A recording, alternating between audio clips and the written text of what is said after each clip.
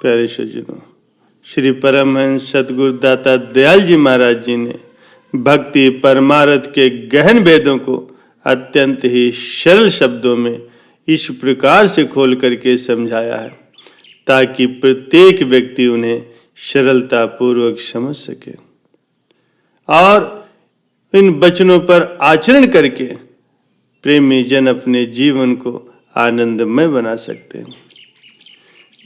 सद्गुरु फरमाते हैं कि एक नन्ही चिड़िया के यदि घोंसले को देखा जाए तो बुद्धि चकित रह जाती है, अर्थात मानव बुद्धि भी वैसे एक घोंसले का निर्माण करने में असमर्थ है। इससे स्पष्ट होता है कि शरीर पालन और इंद्रिय तृप्ति में पशु पक्षियों के पास भी बुद्धि की कमी नहीं है। शरीर के पालन और कुटुंब पोषण में चिड़िया भी किसी से पीछे नहीं। बुद्धि तो चिड़िया में भी होती है, किंतु वो मात्र उदर पूर्ति और बाल बच्चों के पोषण में ही सीमित है।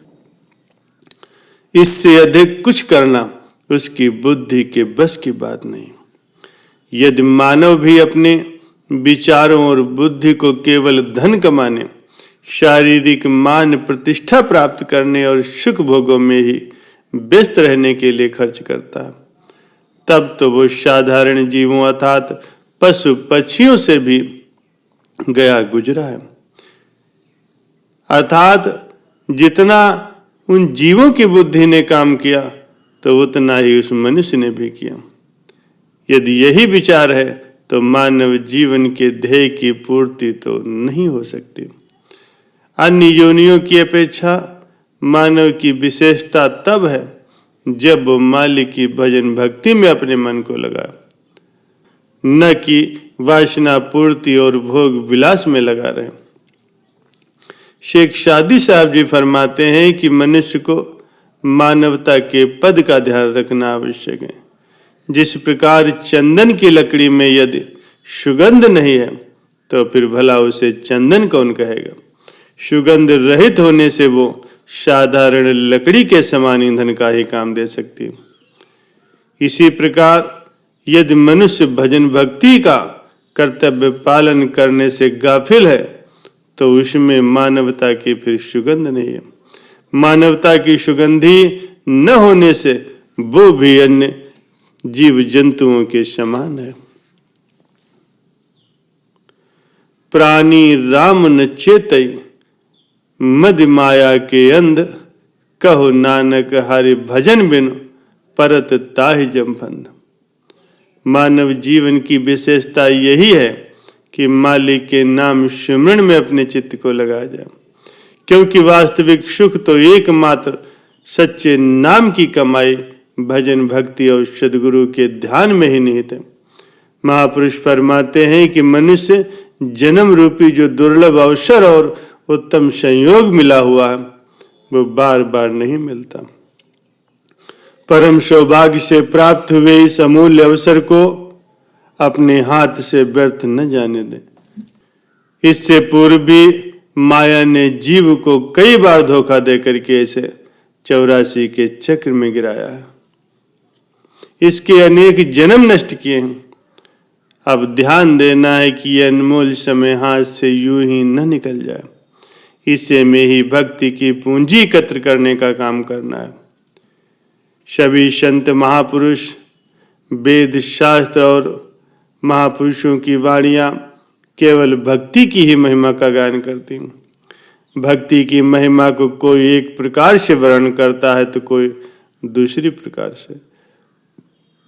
जिस भक्ति की इतनी महिमा है तथा जिसे सात्विक प्रकाश कहा जाता है वो क्या है और उसे किस प्रकार से प्राप्त किया जा सकता है। श्रद्धा विश्वास के द्वारा इस मन को निर्मल बनाना है जिससे कि उसमें भक्ति का प्रकाश भरा जाए। इसके लिए सद्व्यवहार की आवश्यकता होती है। गुरु के प्रति यदि कोई छल कपट का व्यवहार करता है, उनकी आज्ञा का उल्लंघन करता है, तो क्या उसके हृदय में भक्ति का प्रकाश हो सकेगा? कभी नहीं। सतगुरु शब्द उल्लंघ के जो सेवक कहीं जाए, जहां जाए तहां काल है। कहे कबीर समझाए। सदगुरु के वचन का उल्लंघन करके सेवक कभी भी सुखी नहीं रह सकता, क्योंकि वो जहां भी जाएगा सर्वत्र उसे फंदे में फंसाने के लिए काल विद्यमान है। गुरु आज्ञा की परिधि में रहने वाले सेवक का काल कुछ भी नहीं बिगाड़ सकता। परम संत श्री कबीर साहब जी फरमाते हैं कि इस परिधि के बाहर होते ही सेवक पर काल का दांव चल जाता है और वो उससे अपना बचाव कर ही नहीं सकता। काल और माया का चक्र इस संसार में दिन रात चल रहा है। सीता रूपी सूरत अहंकार रूपी रावण की कैद में पड़ जाती है। इसे अहंकार के बंधन से मुक्त कराने के लिए गुरु आज्ञा का पालन करना आवश्यक है।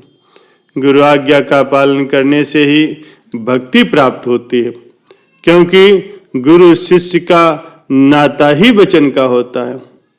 महापुरुष फरमाते हैं कि गुरु और शिष्य वचन कर नाता, सो सेवक जिन वचन पछाता। गुरु का वचन मानना ही भक्ति मार्ग की प्रथम सीढ़ी है। वही भक्ति के इस दुर्लभ फल को प्राप्त कर सकता है जिसने सद्गुरु की आज्ञा को सत्य सत्य करके मानना सीख लिया है। समय परमात्मा की अति मूल्यवान धरोहर के रूप में मनुष्य को प्राप्त हुआ है। महापुरुषों का कहना है कि समय का एक क्षण गंवाना भी मानो परमात्मा की धरोहर का दुरुपयोग करना है। कोई व्यक्ति किसी को कोई पदार्थ रखने के लिए दे दे तो उसे धरोहर कहते हैं, और जब वो वस्तु उसे वापस न करके नष्ट भ्रष्ट कर दी जाए तो उसे धरोहर का दुरुपयोग कहते हैं, और ऐसा करना सामाजिक अपराध है। इसी प्रकार समय को नष्ट करना भी परमात्मा की धरोहर का दुरुपयोग करने के समान है। प्यारे सज्जनों, इसी प्रकार समय को नष्ट करना भी परमात्मा की धरोहर का दुरुपयोग करने का महान अपराध है। इसलिए समय को कभी भी व्यर्थ नहीं जाने देना चाहिए। हमारे जीवन का प्रत्येक दिन एक अतिथि के समान है, जो कि प्रकृति की ओर से हमारे लिए सौभाग्य के नए उपहार साथ में लाता है। यदि अपने घर में उसका स्वागत सत्कार न किया जाए तो फिर वो निराश होकर के लौट जाता है और फिर कभी भी वापस नहीं आता। इसी प्रकार ये समय भी जीवन का ताना बाना है, और इसके अति कोमल नन्हे नन्हे तारों से ही जीवन की विस्तृत चादर बुनी जाती है। यदि इस ताने बाने को बाल्यकाल और युवावस्था की अनियमितताओं के द्वारा तोड़ दिया जाता है तो फिर ये बहुत बड़ी हानि होगी, क्योंकि ये ताना बाना फिर कभी भी ताना नहीं जा सकता। प्यारे सज्जनों, अतः जो काम इस दुर्लभ समय में आज करना है उसे कल पर कभी भी मत डाला जाए। अभी इसी क्षण उसे पूरा कर लिया जाए, अर्थात इसी समय में भजन अभ्यास कर लिया जाए। भजन अभ्यास में आलस्य अथवा प्रमाद न आने पाए। समय को शब्द और नाम की कमाई में लगाना है बुद्धिमानी और चतुराई है।